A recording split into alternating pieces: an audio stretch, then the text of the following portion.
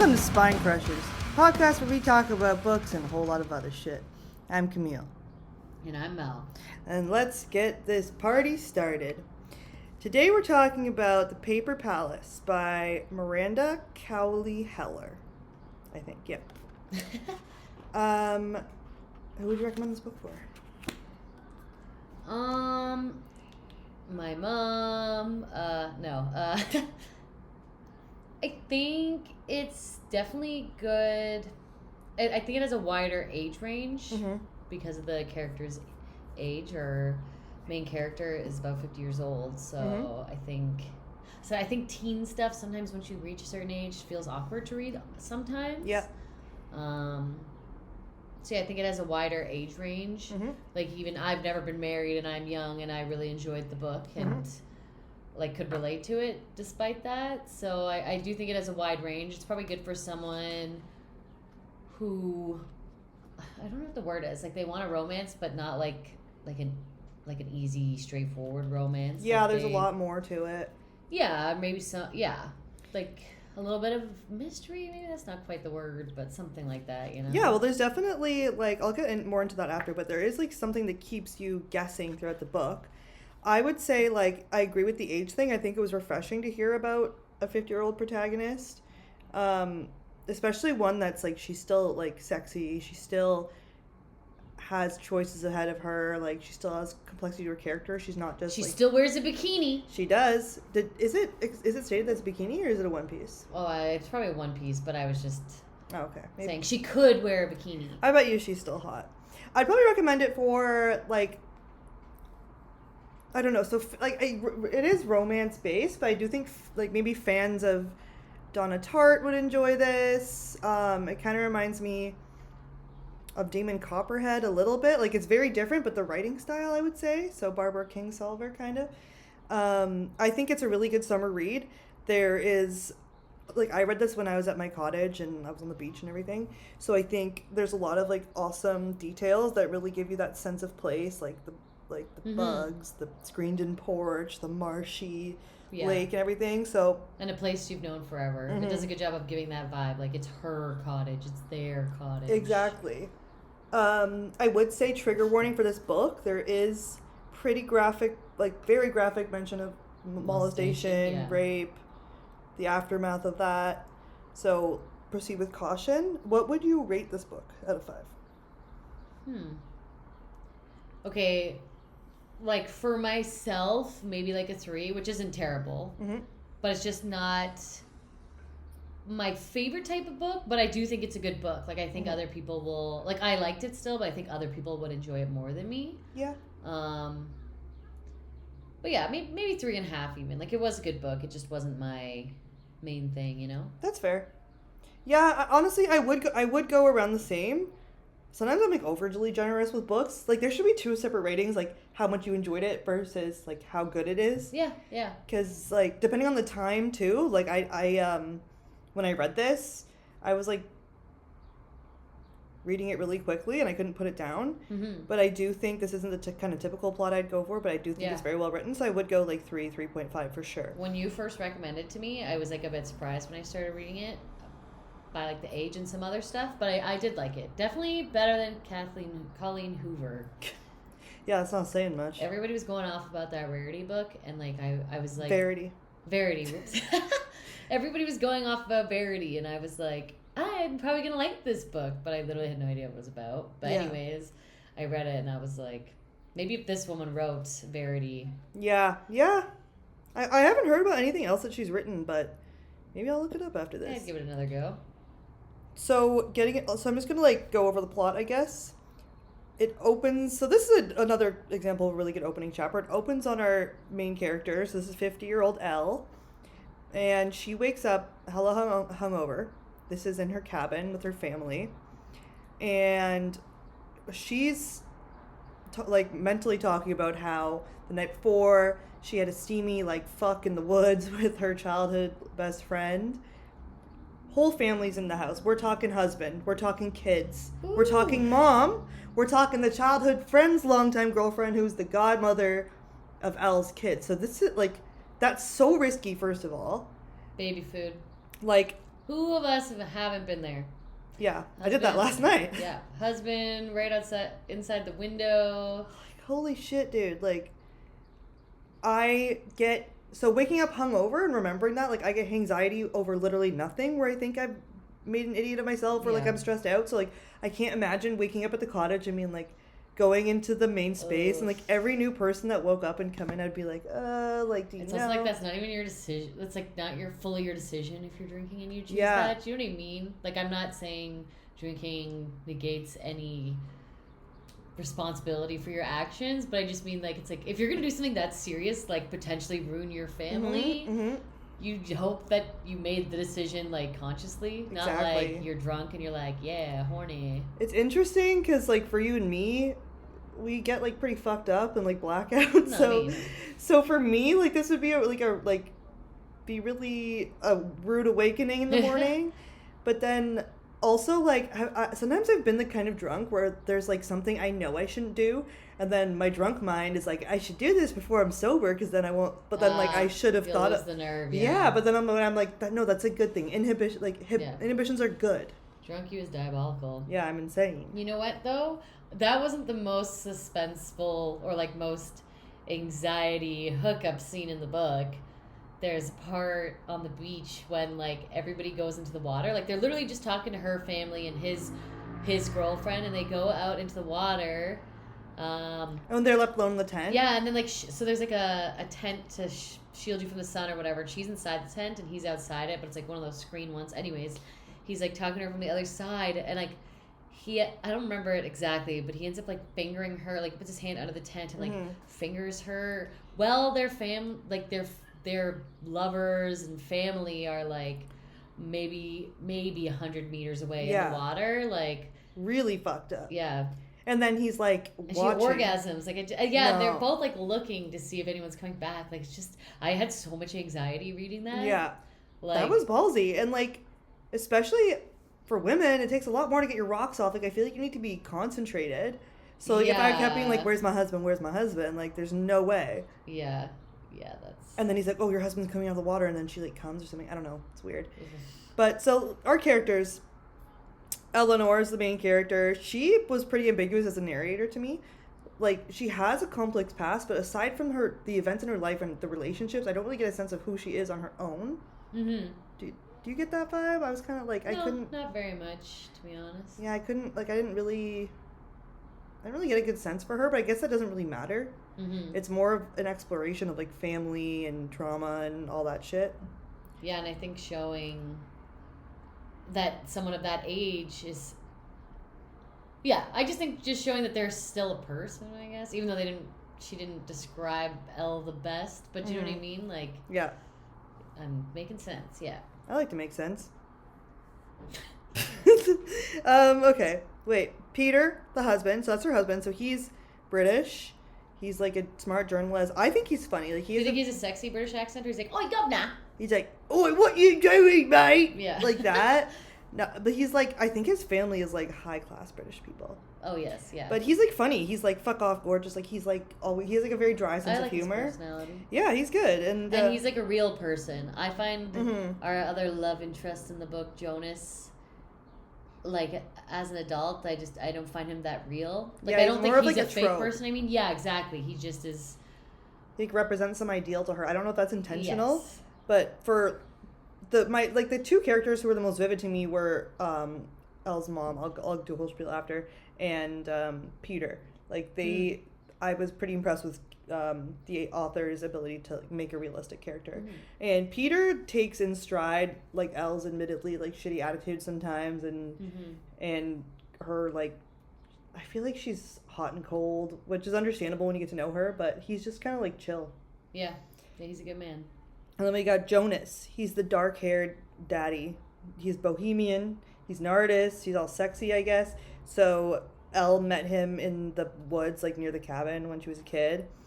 And we're getting, like, references to some powerful history between them that gets revealed over time. Yeah, like, it's not really realistic. Like, I wish they'd explored their backstory a bit more, because it's like, oh, they were, like, this really strong connection, but then when you look, like, it's just weird how it happened. Yes, I agree with you. Look at this. We're just always agreeing. Like, right? We need to fight over something on this once. No, because we have like hive mind. Yeah, I think we do. I'm actually reading a book currently, and like, there's aliens in it, and some of the aliens have hive mind, and then like, whatever. I'm not gonna go into too detail about this because it's a different book. Yeah, but while I was reading it, I was thinking of how our brains are that connected, kind of. Yep. Not like the aliens, but there's like a human couple whatever. Sounds like us. Maybe one day we'll talk about this book, so I'm not going to go into it. But yeah, while I was reading it, I was thinking like that's how our minds work. Because I feel like we can reach a agreeable conclusion always. We're just like, okay. Yeah. Okay. It's because you're simple and I'm planting ideas in your head. So then now you've grown to think like me as I've manipulated you to do. I'm an incredibly gullible person. Like, I'll be arguing with somebody about something I'm sure I'm right about, and then they'll be like, no, and I'm like, okay, right, you're probably right. Yeah. It's bad. And then Gina, this is Jonas's girlfriend, and she's like a hippie chick. She seems pretty cool. Elle's mom, Wallace, which, lot to think about with that name. Have you ever met a woman named Wallace in your life? I've never even met a person named Wallace. The only Wallace I know is like friends with Gromit. I was literally just thinking that. Yeah. Yeah. Not real. And then but I think it works with her character actually, like the hard woman. Mm-hmm. Like it just it does. Like she's like what I would like she has that handsome woman vibe too. You know my dream cast is? My fan cast? The lady's name I can't say. Meryl Streep, not Tilda Swinton. Tyndall Swindle. Tyndall Swindle. Meryl Streep. Tinder Swindler. Meryl Streep for Wallace. You heard it here first. Her sister Anna. I don't think we're gonna get too much into that because I don't really care about that. But we don't care about her dead sister. No, don't care about her. Main character with a dead family member. That's been done. Oh yes. Spoilers ahead. Oops. So the plot. The opening chapter, it sets up this kind of storytelling which I love, which was so successful with Donna Tartt, Secret History, where it's like it's not the what, it's the how. So it's like we know what happens, and then the rest of the book. So it flashes back and forth in time, and the present like, why didn't she just get with Jonas in the first place? Yeah, it's like what's going on? What is this like weird connection you're referring to? But it's like the course of the day is the present, so like from the morning to the evening, and then it goes back in time. But it's also like I don't think Anna's passed on at the beginning. Like it's just kind of referred to, and then you keep getting more chunks and chunks of information. And like some kind of tragedy keeps being alluded to. Oh my god. Hive mind. Hive mind. So there's... Yeah, okay. Wait a minute. There's flashbacks like throughout it. Her parents' divorce. I love this part. Well, like I feel like it talks. I love this part when two parents fall out of love. It reminds me so much of my life. Yeah. No, but and they blame the kid. And then they're like, "I should have never had you." And then like they're not fighting over custody. You were the beginning of the end. Oh, sorry. They're not fighting over custody, but like who gets to keep me? They're like, "I don't want this thing in my house." They're both like, "She's not mine." Yeah, they're like, Your mom wanted maternity test. So there's this line. This is on page 11 of the book. It goes, "My mother." So they're talking about the divorce. She's like, "My mother told me that she called my father that morning, divorce papers in hand, and said, 'I've changed my mind. Let's not do this.' And though it had been her choice and his heart was broken, he said, 'No, we've come this far. We might as well finish it.' Might as well. 3 syllables that change the course of everything." So this is a continuous theme. Like, I feel like this is saying a lot about how... Ooh, is it the line at the end of the book? Might as well or anything like that? Or finish this? I don't know. I'd have to check. Because the ending is mildly ambiguous. Mm-hmm. I'm not going to say in regards to what, because as if it's not obvious. We're definitely going to get into that. No, that's not the last one. That would have been a Hundo P would happen, who she chose. But might as well. That changes everything. I feel like this is a continuous theme throughout the book. It's like the choices we make that take root and change the shape of the rest of our lives. Like, and I think this is saying a lot about how a lot of people view relationships and love, especially in this book. Like, love is a choice you have to make every day. Mm-hmm. But because, like, she kind of gave up on it and he kind of gave up on it, like, that set the course for their entire lives. Wallace. Well, one of them made a choice. The other was chosen for them, I guess. Yeah. Who? Wait, what? What? Well, like spoiler alert, she didn't want Jonas. Like she didn't want him, but she said no to him. He wanted to be with her. Yeah. And she said no. And then he even says later, like, I've wanted you this whole time. I guess I think you have a parallel, and it's like denying ourselves the things that we want for stupid reasons, and you look like it back. Would have fizzled out maybe if they... Yeah, or like you look back on your life and you're like, I could have made this work or I couldn't have, but either way, like it ends up changing your life. Yeah. And you can't like undo that choice. So Wallace is a very interesting character. She had a pretty gnarly backstory with her mom. Her and her brother were molested by their stepdad, and then Wallace's mom, when she found it, like slapped her in the face when she found that happening. And there's a theme here of women, like mothers, looking the other way and allowing their relationships to take precedence over their kids and like letting that damage them. Yeah. And also putting adult things on children, like Wallace's response to the child, you know, like that's your child. It's not your daughter seducing your husband. Or even there's sometimes when she's a kid, right? Like she says something and Wallace mentions her child abuse and sexual abuse to her daughter, who's a child. Yeah. But I even just mean that's adult content. Like to say that to your kid, like maybe one day you want to know your kids well enough to tell them about your traumas or whatever, but I don't think like telling that to a kid is... Yeah. And it's the context here. It was also used to invalidate Elle's issues, because Elle was like mad that she didn't get a lipstick when her sister did or something, and she's like, well, I had to... I don't know, it's pretty explicit, but she's like, I had to do this to my stepdad, my brother only had to do this. Life isn't fair. I don't know what to tell you. Like, it's really messed up. Yeah. And then Wallace had an affair with their apartment neighbor, and she begins this, like, cycle of prioritizing men over her children as well. So it goes on. And that's the thing that is troublesome about Elle, this being the main thing in her life, is like, oh, which man do I choose? It's like, she already acknowledges that her life with Peter is established, and it'd be really hard to undo it now and choose Jonas, but then she's still considering it despite the generations of those experiences and the women in her family shaping her life and like messing up her and her sister. Yeah. And she's like contemplating doing that to her kids. I guess it's like saying something about how this gets passed on through intergenerational trauma or whatever, but it's just like... Or even maybe it even shows like she doesn't trust herself, I guess, fully, like choosing what she thinks is the right path as opposed to what she wanted. I think that's... It's tough too, because like I think just like even if we don't relate to her, we're put in Elle's mindset where we're like, oh, like what who should she choose? That's like the plot, that's the big choice driving the plot, right? So she's like Jonas or Peter. It's Jonas, she has like, are you team Jonas or team Peter? I think I was team Peter pretty much the whole way, but mostly because it's like at this point like Elle even says herself that she loves Peter too. So it's like, if you're in love with two people, but you're already married to one and have kids, why would you leave someone you love for someone else you love? Yeah. It'd be different if she, like, obviously if he's a piece of shit, that makes the choice easy. Like, thank God they didn't do that. Yeah. But if she didn't love him anymore, like, maybe it's a different type of love, but she does love him. She says that in the book. Yeah. So it's like, I don't know, if I was kind of in love with two people, I would stick with who I'm already with. And I'd probably cut the other person out of my life. You'd have to. Because obviously you can't have... Well, now you've crossed the boundary. You have to cut them out of your life. Yeah, it's pretty fucked up what they're doing together, too, to Gina as well, because there's that part on the beach when he's, like, finger blasting her in the tent, and then he puts that thing in the heart, and it's like, I love only you. And then Gina thinks it's about her, but then Elle knows... And he's doing that right in front of her. It's like, it's so rude. Well, not even just rude. That's, like, very... Yeah, like, how you're supposed to read that and probably be like, ooh, heartthrob. But really, it's like, that's so sleazy. Yeah. Like, why don't you leave her then? Why don't you leave her and then make this move? Like, you're a coward. You want...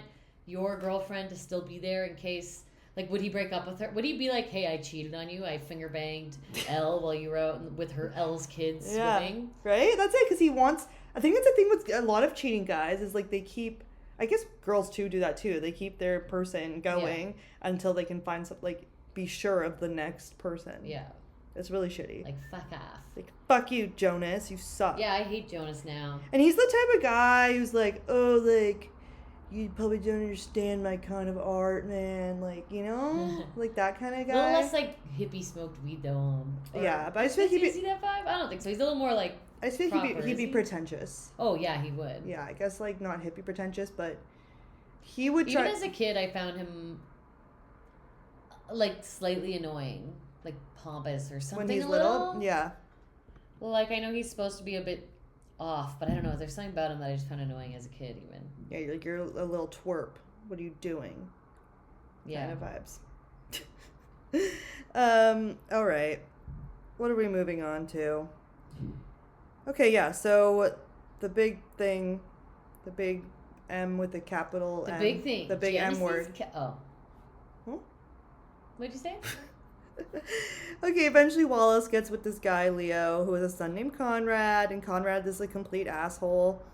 And, like, the way they describe him and Leo is just, like, so revolting. It's just, like, Leo's, like, described as this, like, hairy dude with, I think he has, like, a saxophone. I just pictured a lot of people's stepdads, though, being kind of like that. Your stepdad's not really like that, but, like... Or, like, I don't know if I've met a lot of stepdads. Greasy He's, like, ponytail. Gross ponytail. Yeah, I'm just, like, picturing, like, a gross, like, 90s dad with, like, his hair straight back. I don't remember him being, like, totally revolting, though. Like, he was a bit of a dink, but I don't remember him being, like, totally a piece of shit. Was he? I guess I just pictured it that way. I feel like it's sort of described, but maybe I just... like pictured him that way.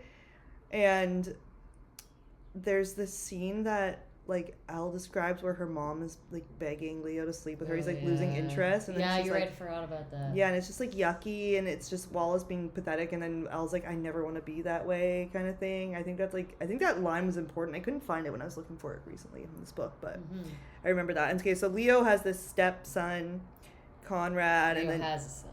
Oh, sorry, he has a son, Conrad, described as an acne-ridden little fuck. Yeah, I could picture him so vividly in my head. I'm picturing, that guy from not Family Guy, American Dad, like the pimple-faced friend.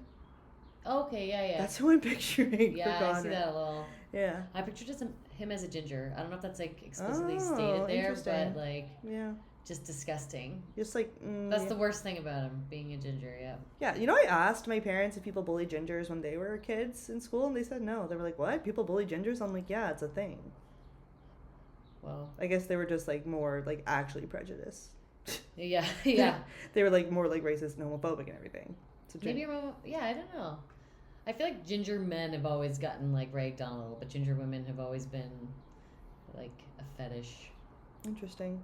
Oh, speaking of bullying, we were talking about this last night. Speaking of bullying, starts to noogie me. I would love to noogie you later. Does anybody know of anybody that's ever been swirlied? Is swirling a real thing? Nobody's ever been swirlied in the history of all time. I just want to put it out there to if anybody is out there. Manifesting swirlies. Why don't we have children and raise them to swirly other kids so then we know that it's happened because we've made it happen? Yeah, like we're going to raise our kids to bully the theater kids. I'm a better mother than Wallace. That's still being a better mother than Wallace, though. Yeah. It still is. Like raising your kids to bully the kids, it's still being a better mom. Yeah. Wallace still giving cunt vibes as she's serving grandma. cunt. Like grandma she's cunt. A level 7,000 on the cunter the way scale. Peter handles Wallace too. It's cute. Absolutely love it. He puts up with her garbage. It's weird. Like sometimes I guess it makes sense because Elle has issues with her mom, but sometimes you can tell when her husband handles her mom, like she's a bit uncomfortable or something, a bit weird. I feel like she's jealous, like that Peter charms her so much so easily or something. Maybe because she's not as charmed as she should be. And it's kind of like I get this too, I guess, with like my issues, but like when my boyfriend like isn't bothered because like she's grown up with her mom and she's like, you see how she talked to you, and he's like, I don't know, like the same thing happens to me. I'm like, doesn't bother him, and maybe that bothers her. I don't know. That makes sense. My little armchair psychology. Yes, yeah. You're so wise. I know, right? I can just finish this whole thing right now. So Conrad is like a total incel and like has it out for Elle, and then he starts going into her room at night and like molesting her. But this is like, it's very like small at first, like still super fucked up. I don't mean small to belittle it, but it's like not what you expect. Like it's like she wakes up and just her shirt is lifted up. But like she sees him like run out of the room, so he lifted her shirt up or something. Or I think before anything major, before nearing the end of the book, the biggest thing is like I think he jerks off in her room a few times. Yeah, and like onto her. Yeah, and there's it's pretty nasty. It's like, disgusting. But then there's this thing where she's like, she pretends to be asleep during it, and then she feels like complicit in what he's doing. Yeah. Because she's like, if I pretend to be asleep, then I can pretend that I don't know this is happening, and then I can walk around my house and look normal. But then she feels this guilt that she's kept the secret for like so long that she feels like she's allowing it to happen. I think he even whispers at some point, like, I know you're not asleep or something. Yeah, it's just disgusting. I feel like that's the thing a lot of people have been through this probably experience, like that fawn and freeze reaction kind of thing. Yeah. So things escalate from there. Like when they're at the cabin, Conrad rapes Elle. And she eventually confides this in Baby Jonas. She met Baby Jonas, and they're, like, buddies. And I think so Jonas was a little younger than her, and I think it's, like, his youth and his innocence that drew her to him in the first place. Wait, should we cut that and finish the rape conversation so then we can put maybe a warning on that time slot to cut out all talk of molestation and rape? We can, like, edit this out later.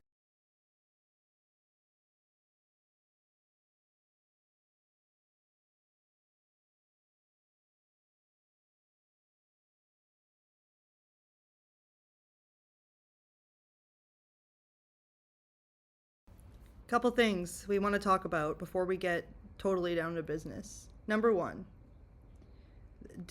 do guys... Okay, so Mel's talking to this guy. And he said that he's been meaning to get the sequel to ACOTAR. I don't believe him. I said, I don't believe you. And then he said, what do you mean? Ew. A beautiful action-packed story of enemies turned lovers, one a lord, the other a human peasant. Sounds like maybe he just read He's tipping his hat to the synopsis. I asked him if he was team Tamlin, and then I said double enemies to lovers. And has he responded yet? Just in case he actually does want to read the second book. I don't want to spoil it, but... Has he responded yet? Yes. Oh, whoa, what did he say? What did he say? He's stoked. I literally just sent the reply. Well, I heard that some shit happens in book 2, and Feyre starts banging Rhys, so I'm not so sure what team I am. Oh, he did read it. He heard about it. Maybe he read the first one.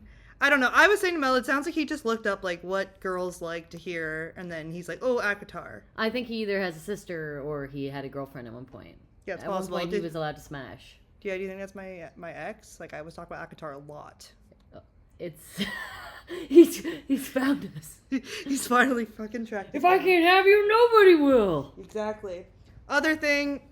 What if I showed up somewhere and I'm like, Camille, meet my new boyfriend, and then it's beep. That's me bleeping out his name. It's beep with like a really bad fake mustache on. You're like, that's obviously beep. And then I'm like, no, it's not beep. It's Jake. What would I do? Yeah. Well, would you? I would. Well, obviously from what I've already done, which is say obviously that's you know who. I guess I would. I'd be like, what the fuck? Like, what the fuck? Like, I don't know. Would you think I was punking you? I would probably think you were punking me, but if it's who I'm thinking of, they're so insane they wouldn't be able to contain themselves. Actually, I wouldn't punk anyone because Ashton Kutcher is canceled. I would do what's that ninja prank show? I don't know. I have no clue what you're I would do that. Some offensive ninja costumes would come out and like karate chop you. So that's better than punk. They would do offensive ninja things, and then so that's less offensive than saying punk. Young guy, the guy who ran that show, Ninja Punk. Don't know who that is. Do you remember the show? I don't know what you're talking about. Does anybody remember this show? I think I dreamt it. When was this from? Like, was it from the I don't think it's real. You dreamt it. I dreamt it? Why are you gaslighting me? Wait, was it from the early 2000s? It was on ITV. It was like a kid's Was it from the 2000s? No. Okay.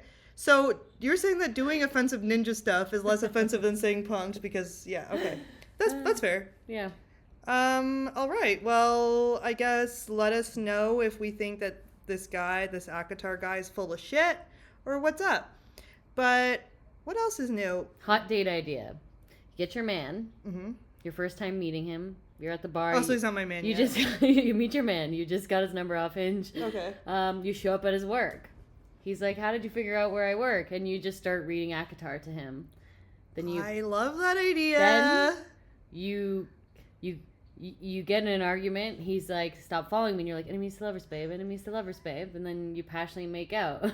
Like, I think that's amazing. I think anything... I just wrote a book. I think you did. Because I think anytime a guy doesn't want you, enemies to lovers. Enemies to lovers, yeah. So, like, I think that actually would be a good book that's, like, all meta and shit, where it's, like, a crazy fangirl that is, like, meets a guy And then she's like, this is going to be our enemies to lovers arc. And he's like, I don't know you. I don't know what you're talking about. What does that mean? Yeah. And she's like, forced proximity he's like, trope.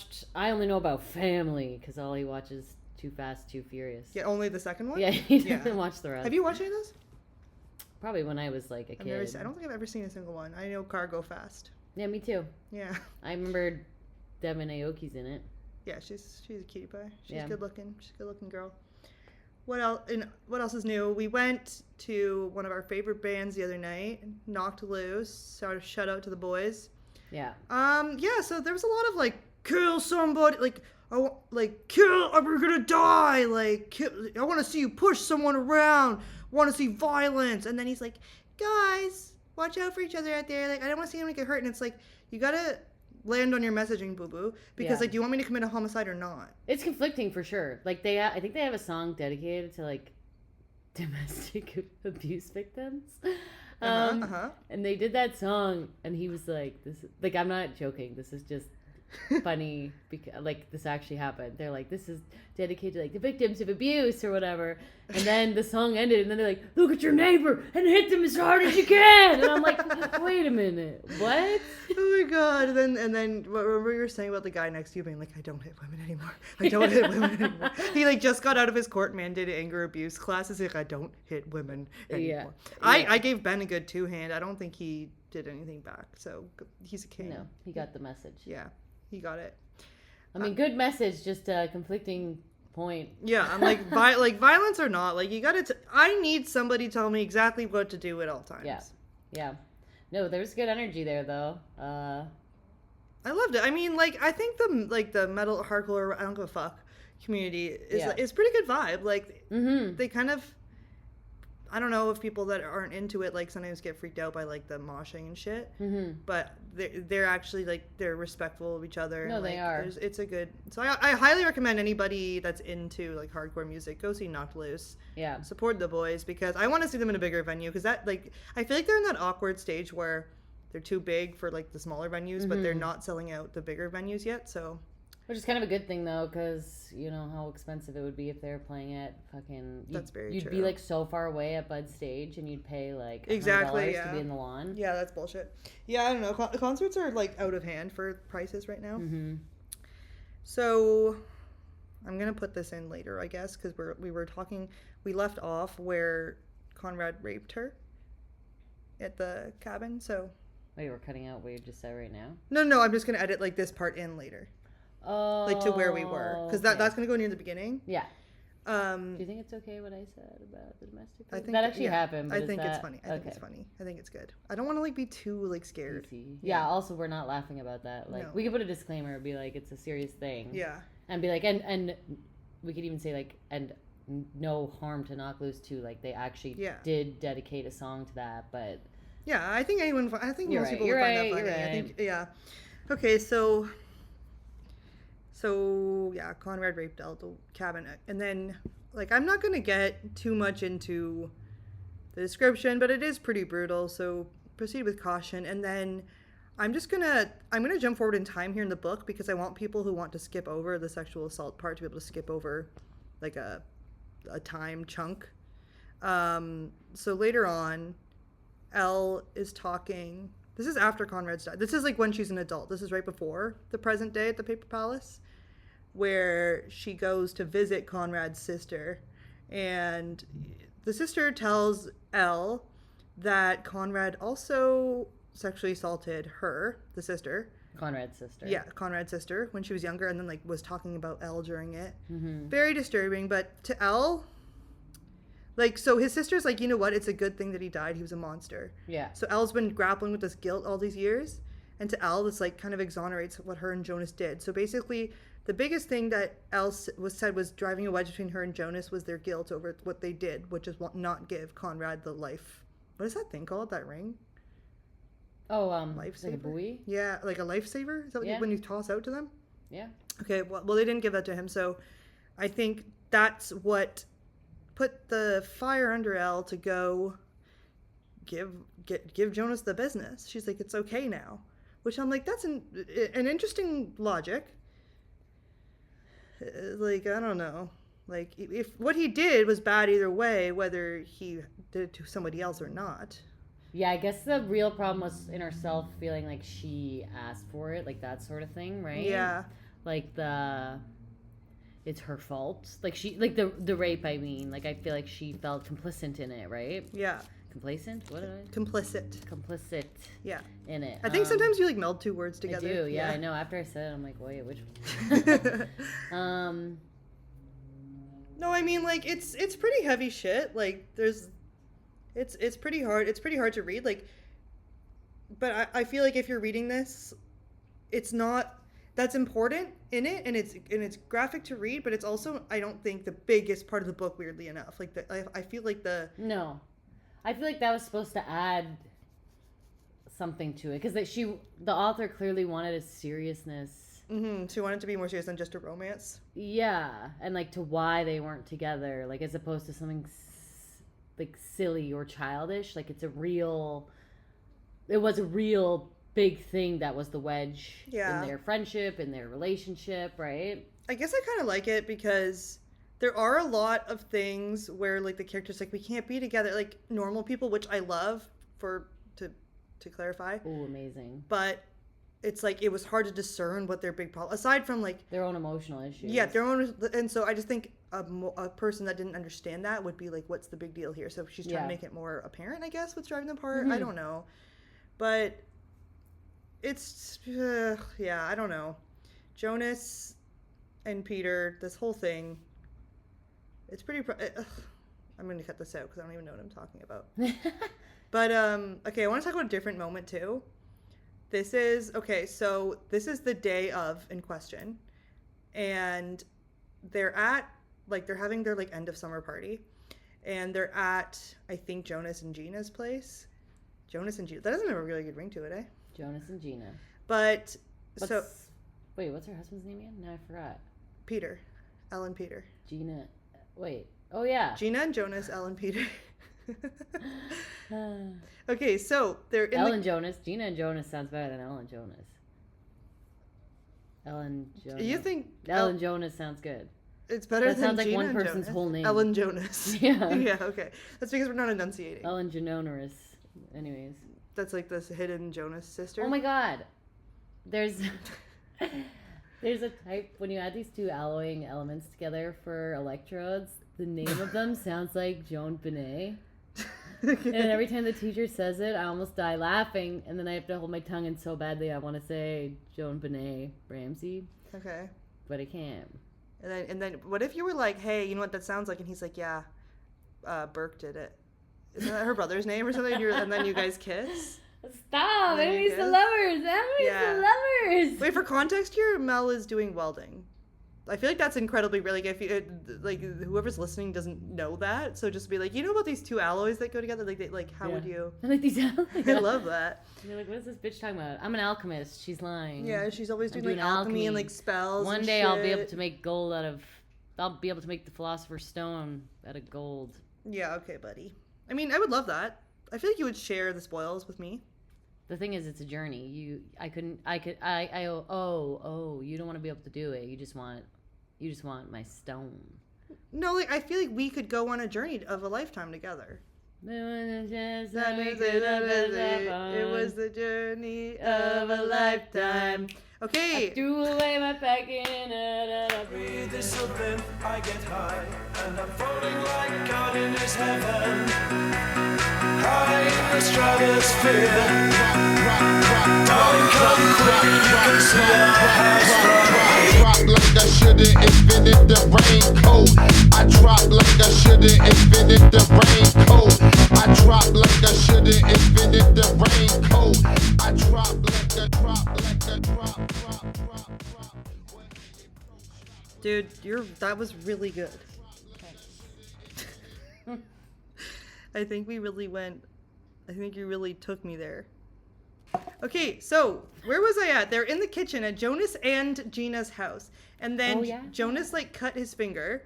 And then ouchie. Good thing Edward wasn't there. And then or Jasper. Yeah.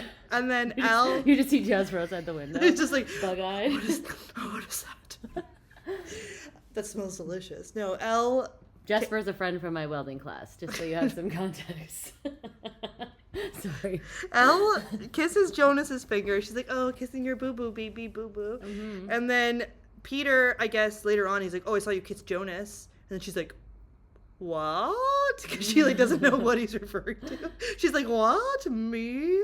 And she's, like, gaslighting him. She's like, I don't know what you're talking about. Like, what are you accusing me of, Peter? And then he's like, I saw you kiss his finger when you were at the fridge. And then she's like, oh, like, that's not a big deal. He's been my best friend my whole life. More gaslighting. Yeah. And then later on when they go home, back to the cabin, Peter's like, you're mine. And then, like, eats her out, like, against the wall of the cabin outside. And just making noises like a cat in heat. Yeah, exactly. And I feel like that's the last thing I would want to do. Like, there's mosquitoes flying around. There's, like, the grass is tickling my legs. There's, like, maybe my kids are walking around. There's, like, hardwood against my back. She's standing up, and he's, like, on his knees in front of her. Camille, you never had sex outside in a weird place. No. These people are on a bender. They're at the cottage. They're on a fuck fest. They're fucking hungover every morning at this fuck fest of a cottage. Like, this should be no children allowed on this lake. Yeah, it's like the horny situation that you can think of is like kids and mom at the cottage. When Jonas and Elle are alone together, Peter's fucking Gina, you know? Wallace is underwater giving bubbles fucking to Jonas. Elle's like, Jonas, please, we can't be together. And he's like, it's like a try not to come challenge. Wallace is under there holding her breath, giving it to him. Stop! I can't do it anymore. It's more like the Bourne Palace. Fuck. Okay, but like, I don't know. You would like that being shoved up against like a dirty little cabin wall. There's like spiders crawling around. Some mosquitoes. It's not even my cabin in my fantasy. And then there's like someone being like, "There are people sleeping in here. There are families at this trailer park." Yeah, that's very specific. Sorry, Wasega. Sorry, Wasega. We had to do what we had to do. But and then after Peter's done, he goes, "You taste like the ocean," which I'm not sure that's what I would want to hear. Like, and also, what is that? Like, damn, girl, you salty. Right? Like, what is it? Is there a cottage even on the ocean? No, so I'm like, what is that implying? Is it because, like, Jonas, like, you know? You taste like the ocean. Maybe, like there's so many deep, unknown crevices yet to be explored by him. I think it's like a promise, like he wants to know more. I think that'd be the last thing I would want to hear, to be honest. So yeah, like, cuck vibes, like, where would you put Peter on the cuck scale? Honestly, that's not... Is he into cuck? Like, because he's, like, kind of like, oh, you're mine, but then he's like, I don't know. I don't think that's cuck energy. Like, cuck energy would be, like, you are looking in the window and you see your wife getting railed by Jonas. Maybe he did. Yeah. But then afterwards, you're just kind of like... He's like, well, like, yeah, you gotta ask me to watch. But he's like he just saw him, Jonas her kiss Jonas's boo boo, be like a little boy, and he's like, you're mine. Yeah, like, or no, he's like, you're mine, woman. Yeah, he's like, he's like, I'm gonna eat that thing like it's a crumpet, and I'm gonna dip my biscuit in it. No, he goes to her. He's like, oi, what's all this then? Okay, but I just think, ladies, did you cheat on your husband in the middle of the night with your childhood best friend? Because I think a way to get around this, like, Kate, like, but without, like, having to come to a decision at first, would be drop hints, see if he's into cucking, because then you might be able to keep your hub and your little Long Island hot boy. I think you could buy a very obvious designated cuck chair and just see if your husband responds to it in the room. Oh, yeah, that too. Okay, or, like, if he asks, he's like, what is that? And then that's how you segue into the conversation, or, like, what are you thinking? Yeah. Yeah, you're like, yeah, idiot. I just think everybody knows what the cuck chair is. Yeah. I've got a cuck chair in my room. You have one in your room. Yeah, people lie. When your girlfriend's like, that's my clothes chair. Yeah, that's where I put my folded clothes or my dirty clothes. No, that's the cuck chair, sweetie. Like, she's testing the waters. She's seeing if you will sit on the throne of cuck. And that's how I broached the conversation with Ben when he moved in. I was like, oh, so what are you going to use for your clothes chair? And then he's like, I don't need a clothes chair. And I was like, oh, what? You like to stand? Yeah, I was like, you want to stand in the corner with your little dunce cap on? Oh my god, it's good shit. Okay. So... Are we funny or are we like our own laugh track? I don't know, because I'm dying, but I don't know if it's actually funny right now or if it's just our mood. Yeah. But like I'm on a lot of Midol right now, and that shit gets me fired up. Yeah, I'm getting in the mood to have my husband go down on me on our cabin wall. Where are her kids? Like, are they alone? I don't know. I don't remember. But let's go. Okay, let's go to the ending here. It's ambiguous. It's ambigues. Don't love that shit. So basically, I think she has a convo with her mom, where she's like, the mom's like, I'm so sorry that Leo raped you, because mom's thought that it was Leo this whole time. And then Leo was the stepdad. Yeah, and then Elle goes, no, it wasn't. It was Conrad. And then the mom is like, I'm sorry, I guess. And then I think mom kind of knows about Jonas, even though it's not really said. And then she's like, you gotta be happy or some shit. I don't even know. And then at the end, Elle kind of like decides on Peter, I think, it's what it's stated. But then at the very, very end, she like takes off her wedding ring and like goes for a swim, and that's where it ends, right? Wait. I'm gonna.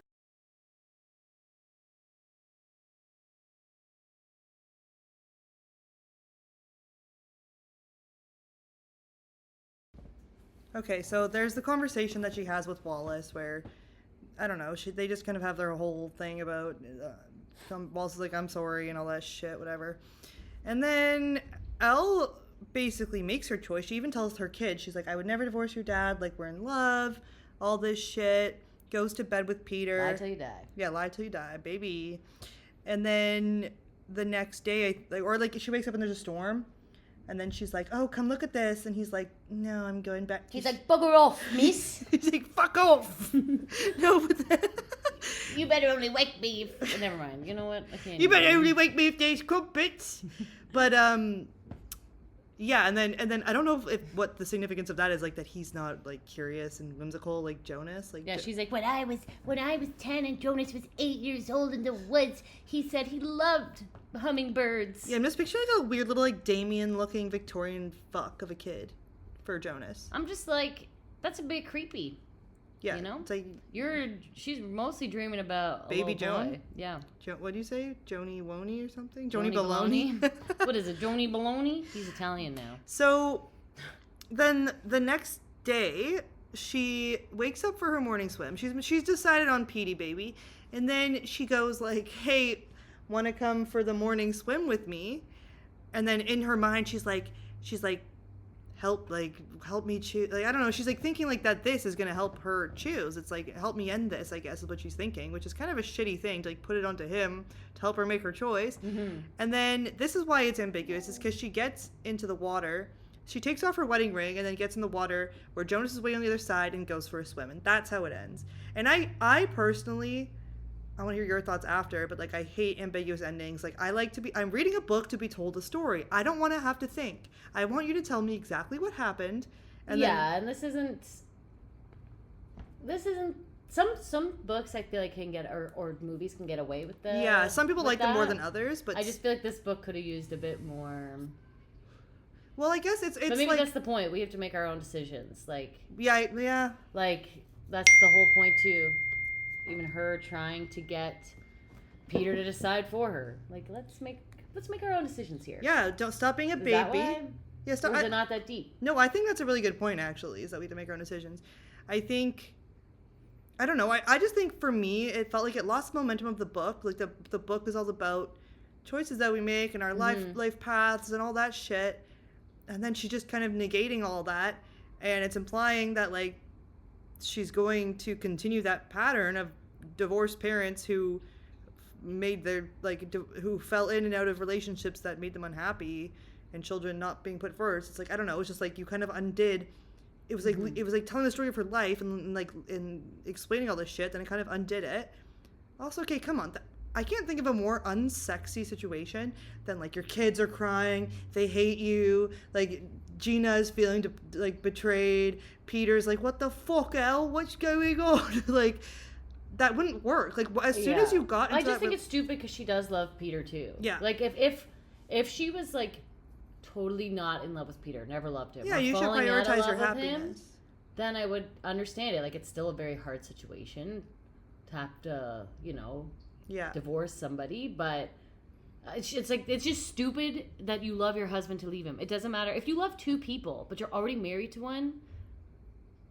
Like, what? Yeah, no, I absolutely agree with what you're saying. And I think that's why this love triangle doesn't make sense. If it was a story about, like, maybe falling out of love and being like, I chose this man out of trauma and out of running away, and now I'm older and I'm not happy with that would make sense. Or maybe that is what it means. But I don't know. It seems like she loves him. They have a good banter going on. Like, she admires him. She talks about how he's a handsome man. And, like, I don't know. It's just kind of shitty. And, like, the thing with Jonas is just like an ideal, like that thing that you can't have. And if in reality she got together with Jonas, it's kind of alluding to the fact they're going to continue the affair. Yeah. But, like, if she actually got together with Jonas and made that shift, I feel like they would both be not down anymore because they'd be like, this is not hot anymore. Well, even look at the two lives they went for. Yeah. Like, they are very different people. She got married, had children. He's, like, dating someone a lot younger than him. Yeah. Free-spirited. Yeah, that's like, a really good point. they're living two very different lives. Yeah, that's a really good point, actually. Look at you being a smart cookie. Yeah, I don't know. I just think... I would love to hear what everyone else thinks. Like, I think that's what's being implied at the end. I would love to hear what everyone else thinks about this ending. I think it's pretty controversial. I think there didn't need to be an ambiguous ending, but I agree with what Mel says about maybe what that's trying to say. Yeah. Oh, you know what? Maybe Wallace's thing saying... Like, I don't agree with this, but maybe this is supposed to help explain it to us more when Wallace is like, there's some night swims you regret, but you don't know until you take them. Like, she already took the night swim. She already fucked Jonas. Yeah. So maybe she doesn't regret it, and she took that as being like, be with Jonas. Yeah, that's possible. But I don't think that's the right interpretation. I think that's just more... That's what people twist... Following, twist people's words to suit their needs. Yeah, because, like, I think... having the affair isn't the same as leaving your husband too. No, it's just, Elle girl, love you, gotta figure it out. Yeah. I don't love her. I don't know why I said I love her. I don't. Love you, girl. But, XOXO. I fucking hate her. Yeah, I can't stand that. Camille's a mean girl, guys. She's... Yeah, well, I hope you enjoyed this episode. Please let us... I don't. Mel doesn't hope you enjoy it. I personally do. And you have to decide between us which one you're going to pick. Who will you choose? I'm waiting... Cuck chair Camille? No, I'm hot bohemian Jony Balogna, waiting on the other side of the lake. You're cuck chair Mel. No, cuck chair Camille sounds better, damn it. Yeah, cuck chair Camille. Okay, well, let us know which of us that you want to swim to the ocean and have an affair with. And... Girl, you taste like... Never mind. Be safe out there, y'all.